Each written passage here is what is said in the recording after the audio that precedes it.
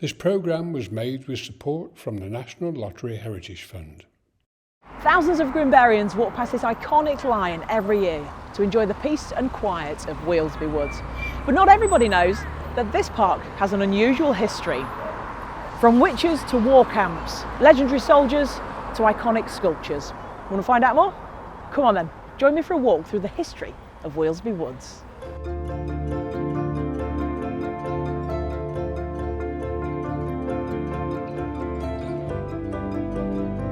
We start at the entrance of the park where the lion stands guard, but he wasn't always here.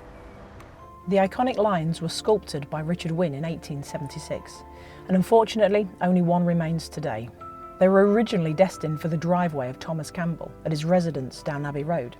Weighing a whopping 3.5 tons each, the lions were admired by people all over Grimsby, and so much so that after Thomas Campbell's wife died in 1915, they were gifted to the Grimsby Borough.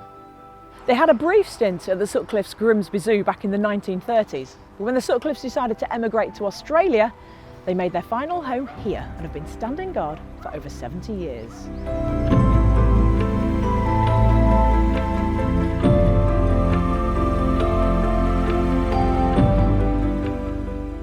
The people of Grimsby today know Weelsby Woods as a public park, but it hasn't always been a park.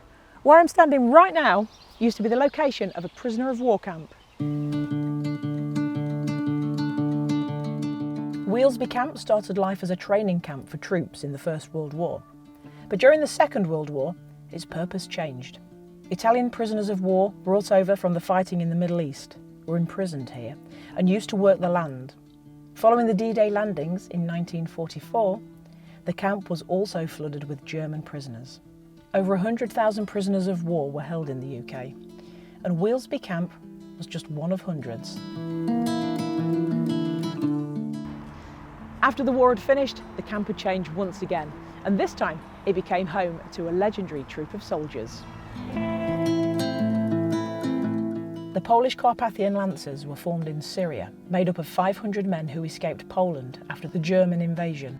Fighting on horseback, they were a crucial part of the war efforts in the Middle East. During their time in Italy, they fought in the gruelling Battle of Monte Cassino, which was devastating for the Allied forces, who lost 55,000 men. At the end of the war, the Lancers were settled here at the camp in Grimsby, and they were given two options: return back to Poland or remain here in the UK. And almost all of them decided to stay.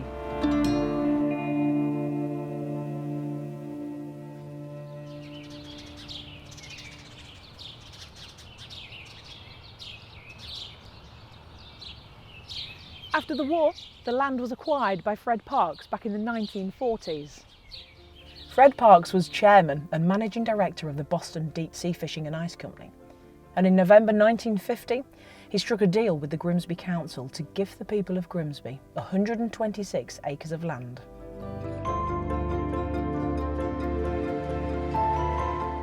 Weelsby Woods as we know it today was officially opened to the public in 1951.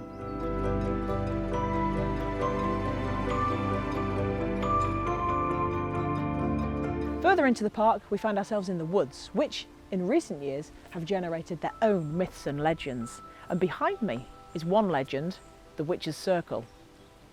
After the park opened in 1951, rumours of a coven of witches surfaced in Grimsby.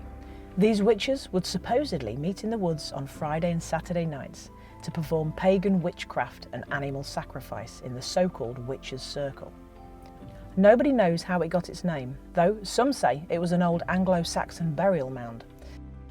Whatever the truth is, Weelsby Woods has been part of Grimsby's folklore since the 1950s, and it'll continue to be part of it well into the future.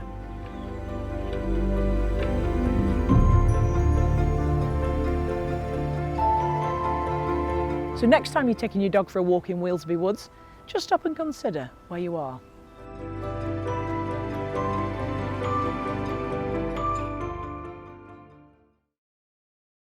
The programmes on the Heritage Channel are made with support from the National Lottery Heritage Fund.